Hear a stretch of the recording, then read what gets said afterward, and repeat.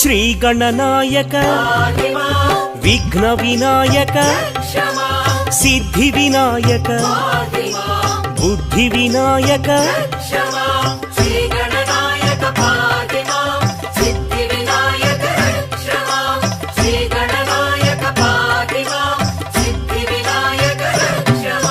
మూషిక వాహన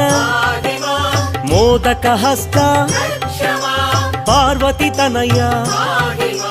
పాప విమోచన